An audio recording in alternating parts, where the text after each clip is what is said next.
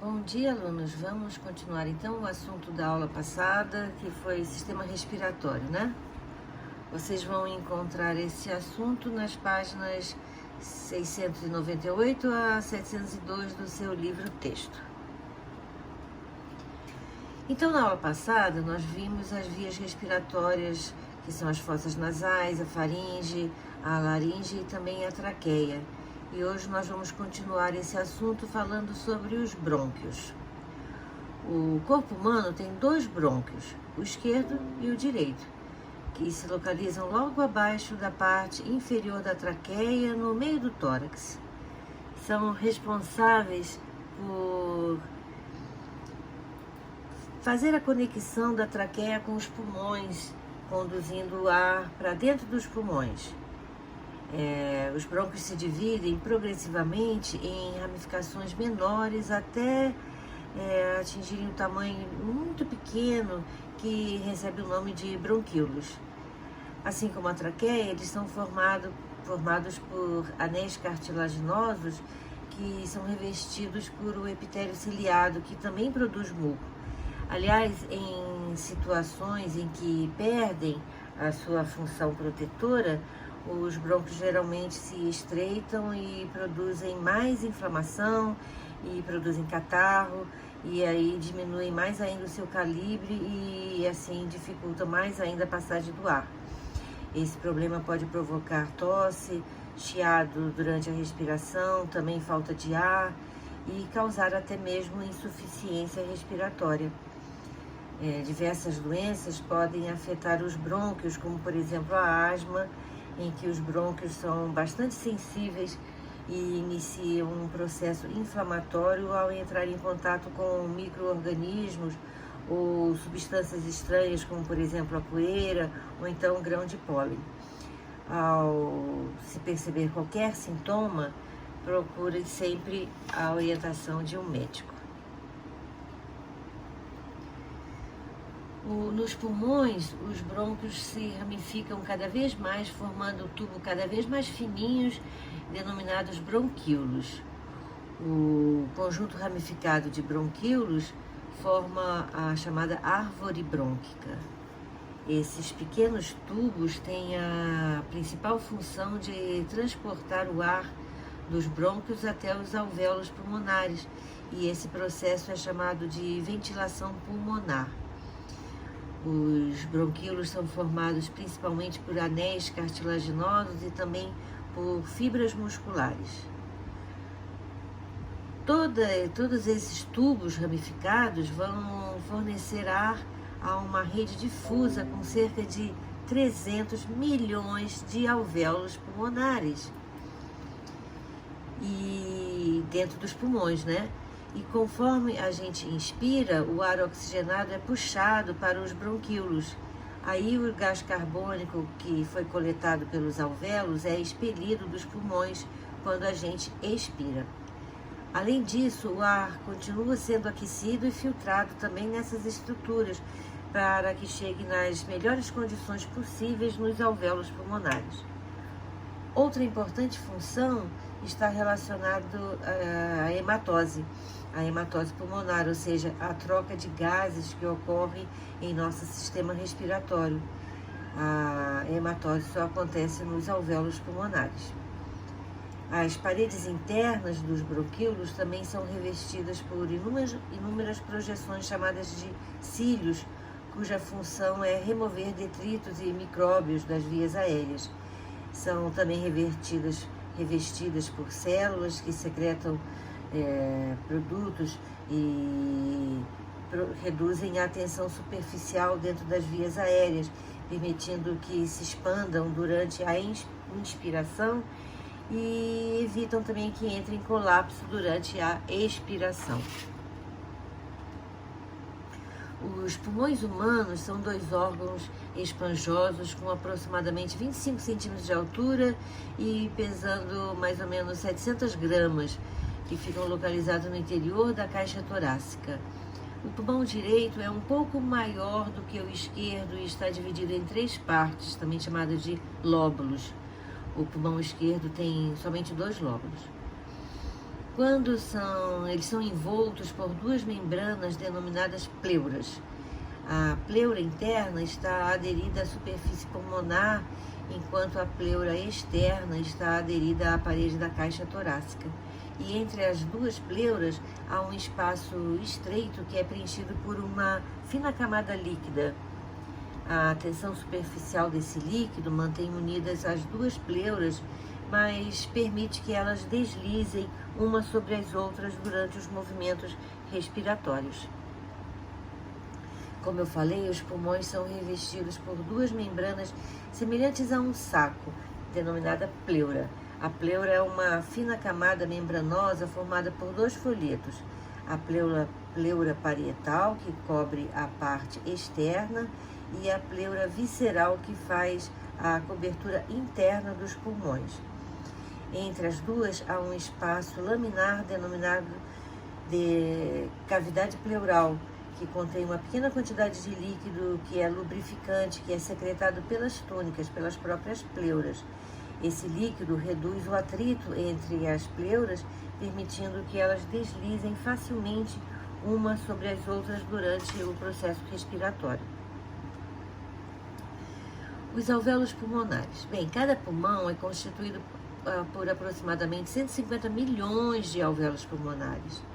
Os alvéolos pulmonares são pequenos sacos de paredes bem fininhas formadas por células achatadas. Os alvéolos são recobertos por capilares sanguíneos, nos quais o sangue circula muito perto do ar e o que permite que penetre nos alvéolos.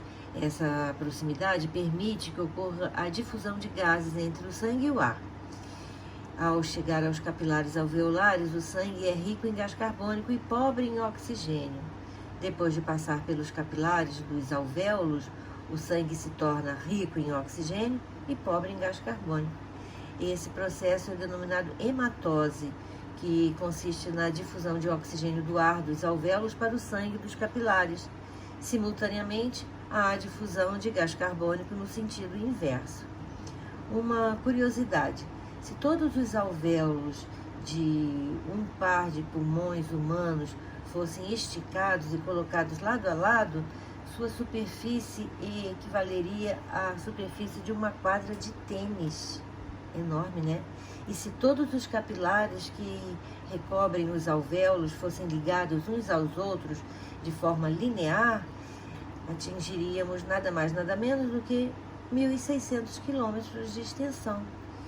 E isso nos dá uma ideia da altíssima capacidade dos pulmões de realizar as trocas gasosas.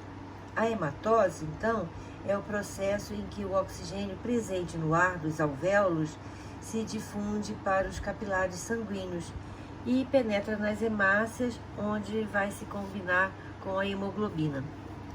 Cada molécula de hemoglobina é formada por 4 cadeias polipeptídicas, isso é, por 4 sequências de aminoácidos, cada uma combinada com um grupo químico que contém ferro, chamado grupo M. Geralmente, 4 moléculas de gás oxigênio se ligam a uma única molécula de hemoglobina, formando um complexo quimicamente instável, que é denominado de oxihemoglobina. Nessa forma combinada, oxihemoglobina, o gás oxigênio viaja pelo corpo todo, chegando aos capilares sanguíneos de todos os tecidos. E voltaremos a falar sobre hematose nos próximos slides, ok? Pulmões de pessoas jovens têm cor rosada e que vai aos poucos escurecendo com a idade devido ao acúmulo de impurezas presentes no ar.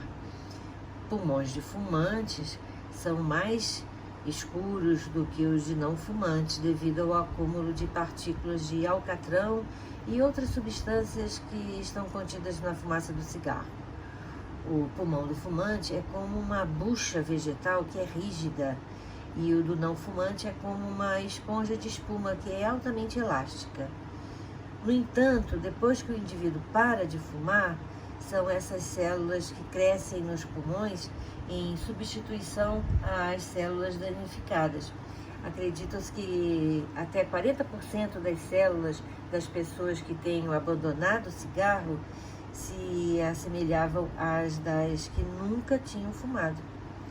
Novos estudos mostram que a mudança de hábitos pode trazer muito mais benefícios do que apenas causar menos danos aos pulmões.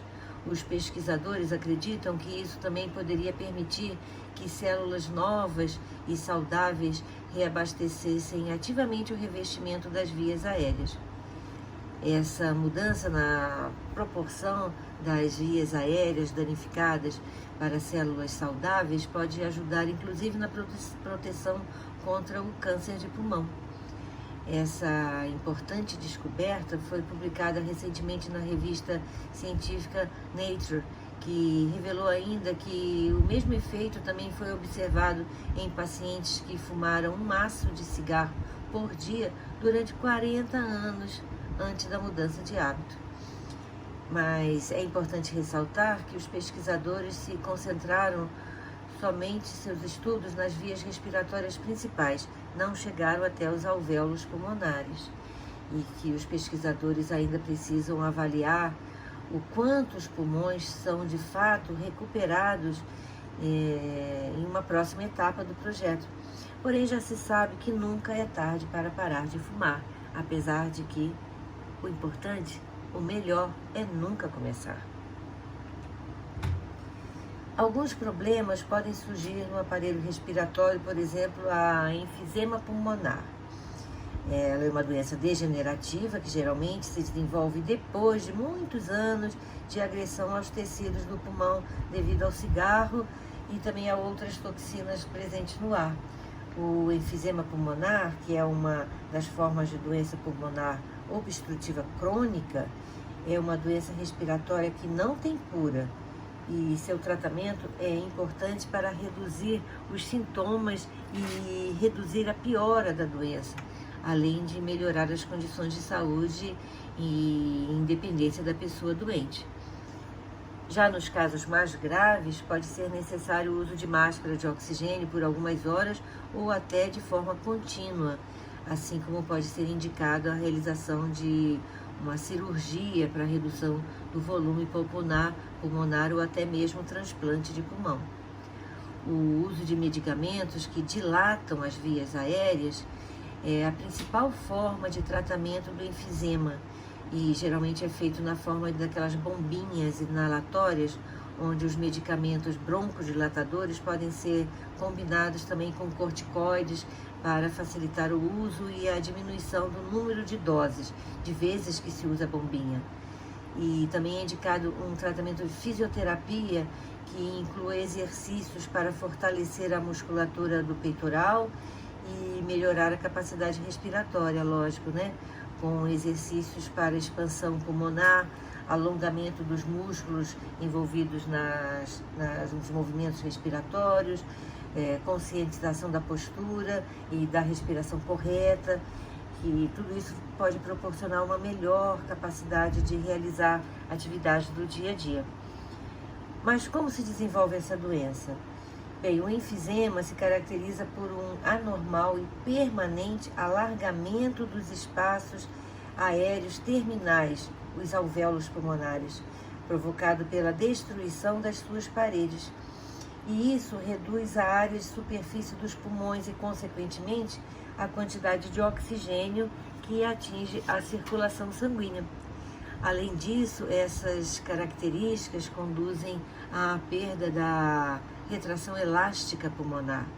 E isso causa obstrução do fluxo de ar nos pulmões e, de forma progressiva, o doente, chamado enfisematoso, vai agravando a sua dispneia, que é a falta de ar, à medida que a doença vai evoluindo.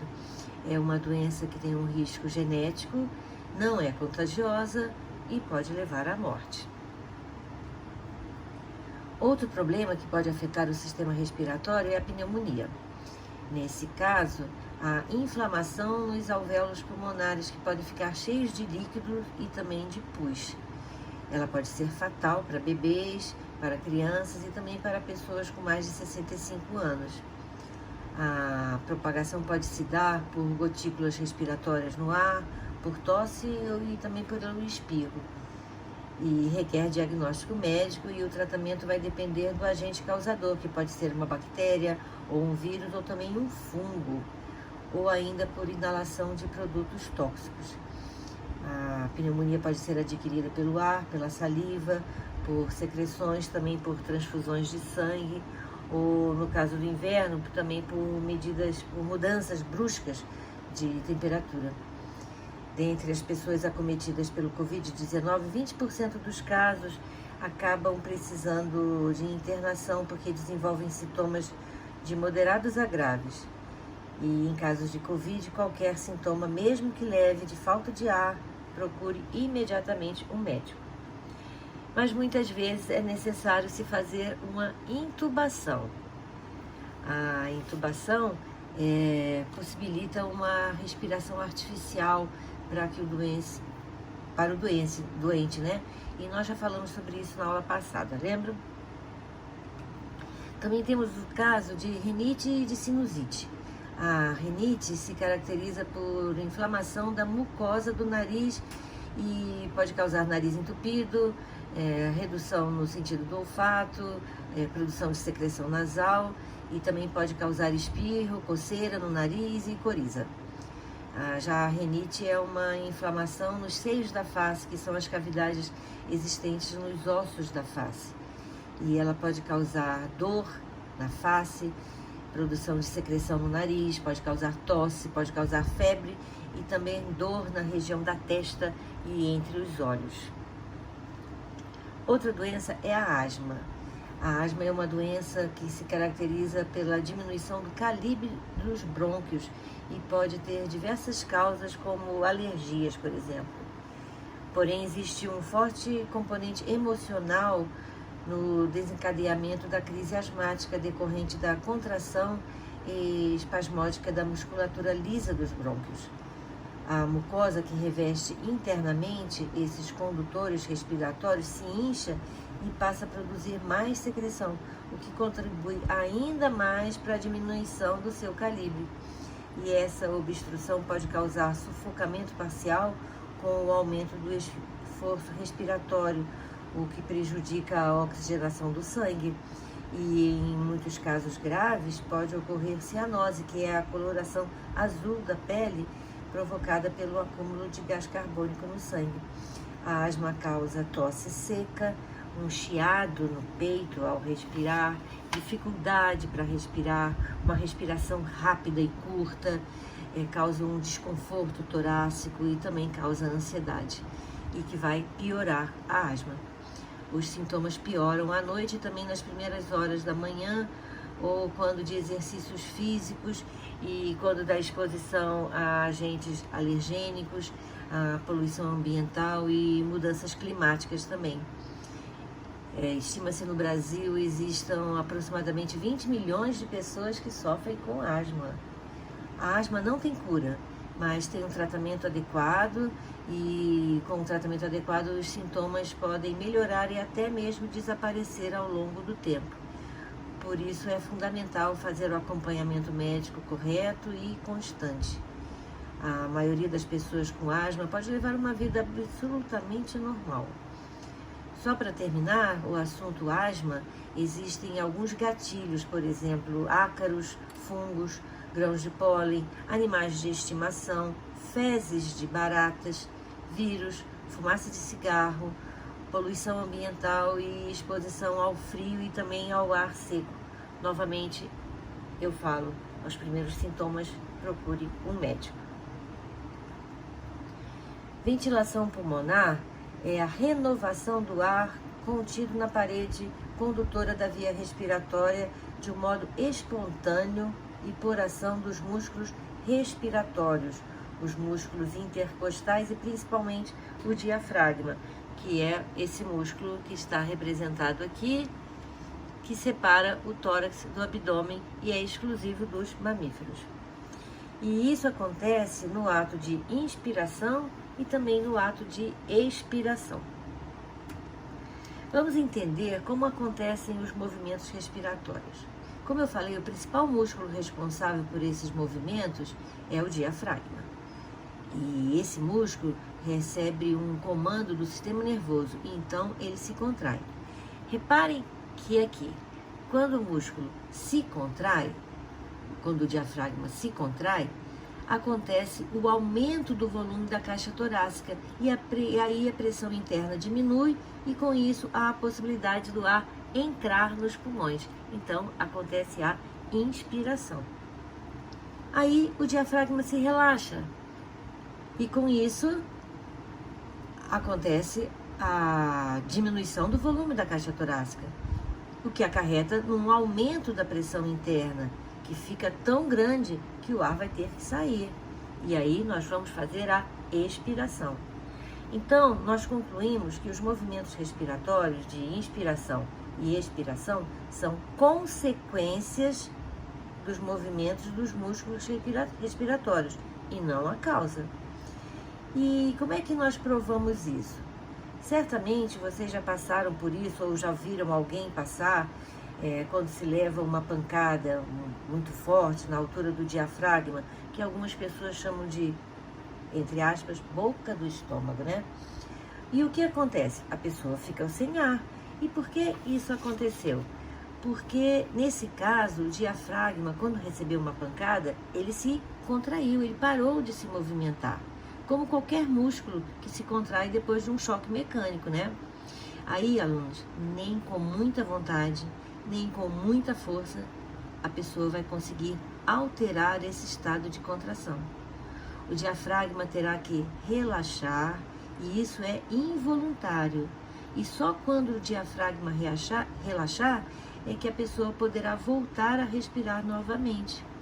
Isso também acontece quando a pessoa cai de costas com muita força, fazendo os músculos intercostais pararem os movimentos respiratórios.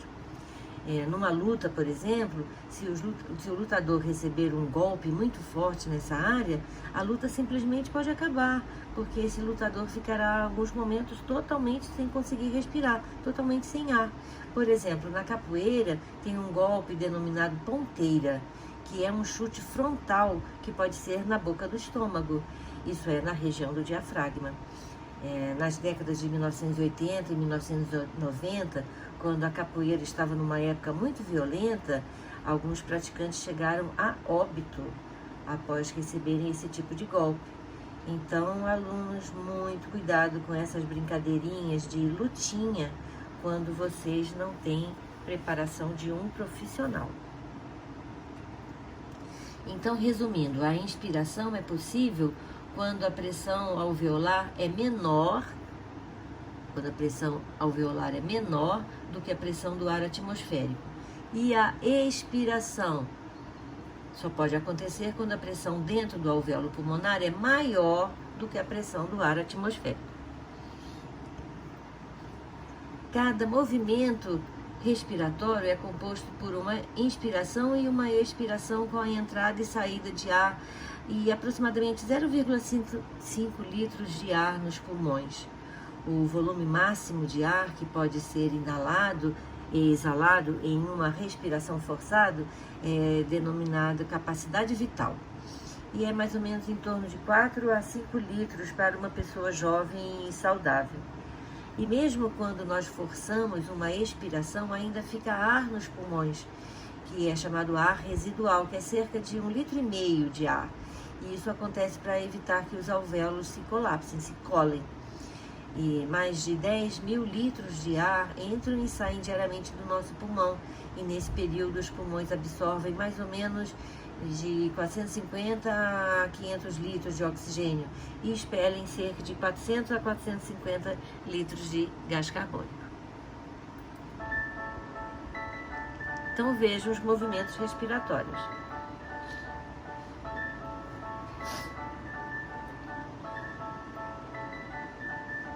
De contração e relaxamento do diafragma, aumentando e diminuindo a caixa torácica. Bonitinho, né?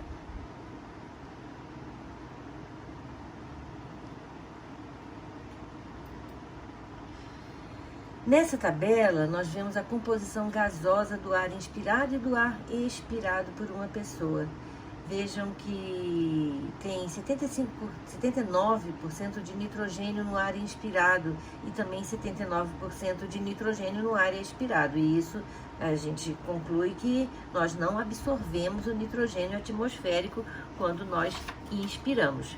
E vejam também que o ar inspirado tem 20,9% de oxigênio e 14% no ar expirado, que nos leva a concluir que nós absorvemos uma certa quantidade de oxigênio quando nós inspiramos. E por fim, o gás carbônico, que no ar inspirado está presente em 0,03% e no ar expirado em 5,6%, e podemos concluir então que nós produzimos gás carbônico na nossa respiração. Em repouso, nossa frequência respiratória, isso é, o número de movimentos respiratórios que nós fazemos por minuto, é de 12 a 15 vezes.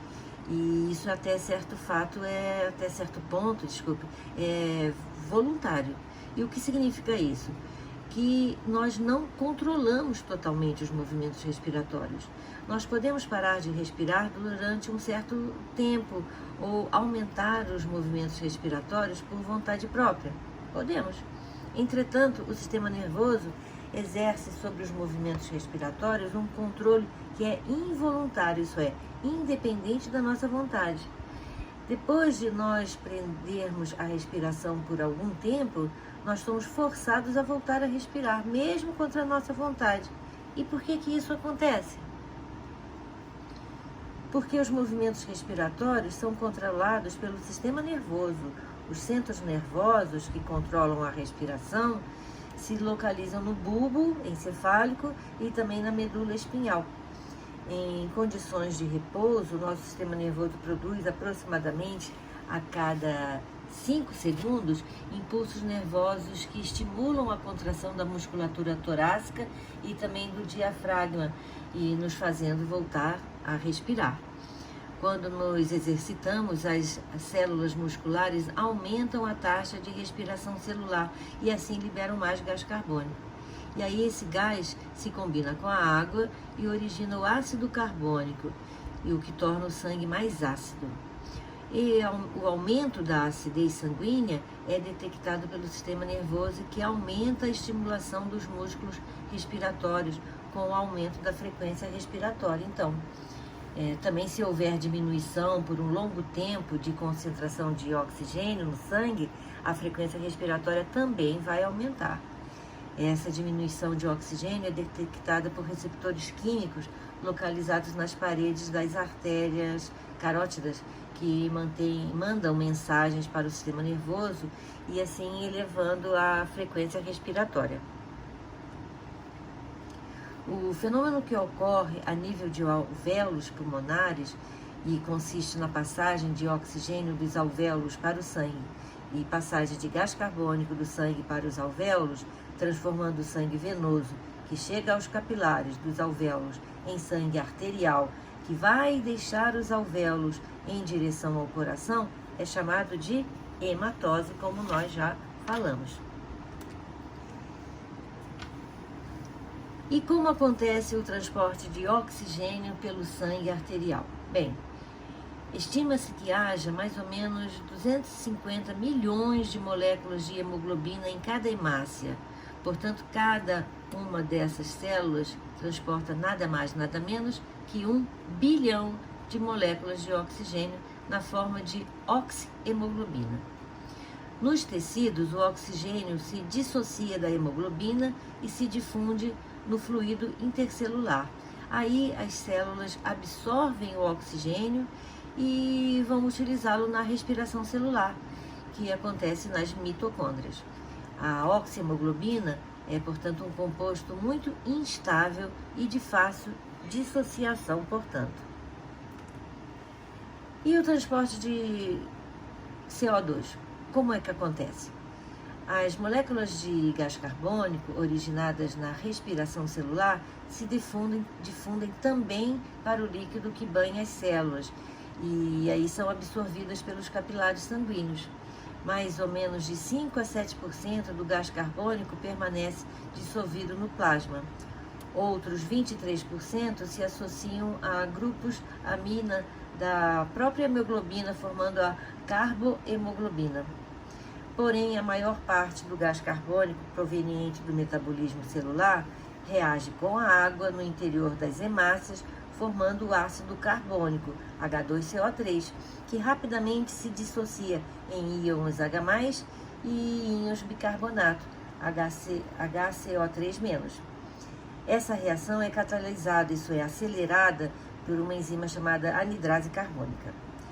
Os íons H+, se associam a moléculas de hemoglobina e os íons HCO3- saem das hemácias e vão para o plasma, onde contribuem para controlar a acidez do sangue.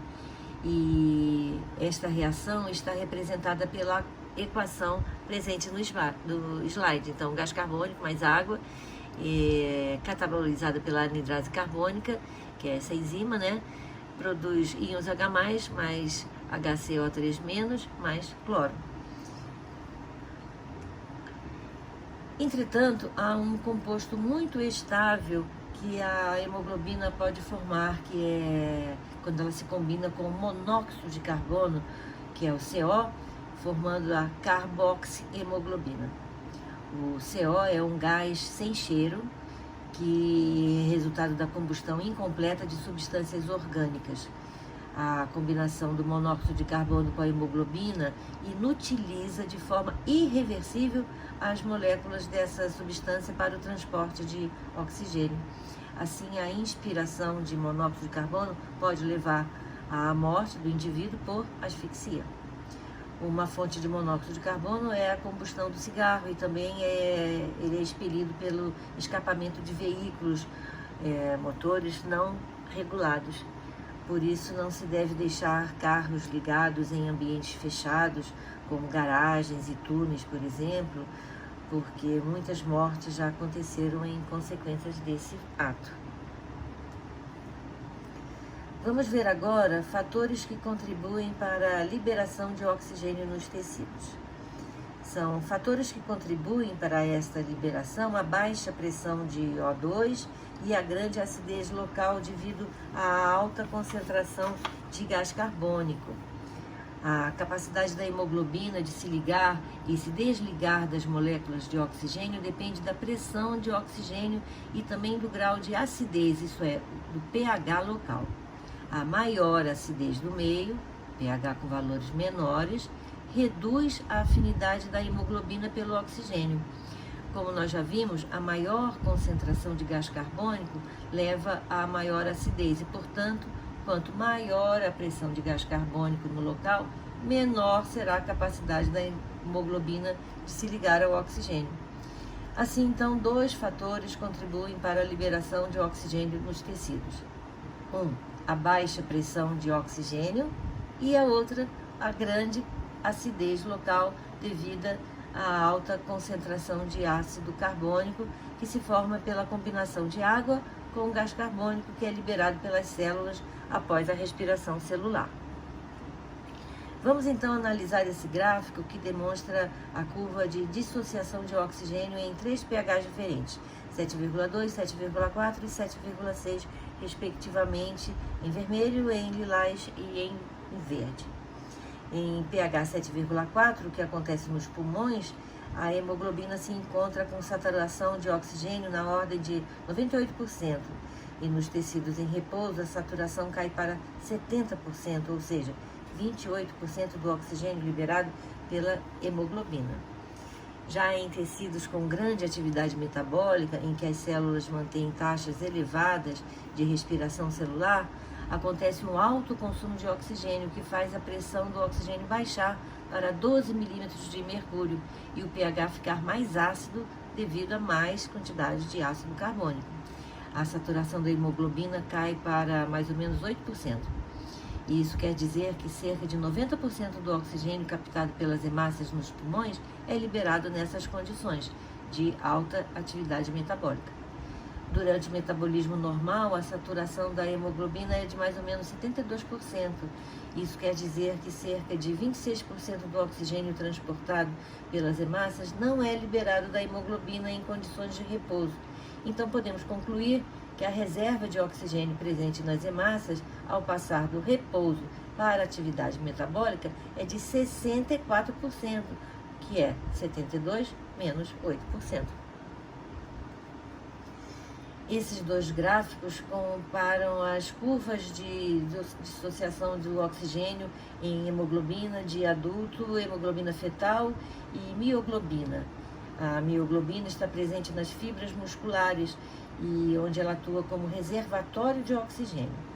Notem que a curva de dissociação do oxigênio da mioglobina está bem à esquerda da curva da hemoglobina, indicando que ela se liga mais fortemente ao oxigênio do que a hemoglobina. Assim, quando o sangue circula pelos capilares dos músculos, ele absorve mais oxigênio com mais avidez, pois este gás tem maior afinidade com a mioglobina do que com a hemoglobina das hemácias. As hemácias fetais apresentam, durante a fase embrionária, um tipo diferente de hemoglobina.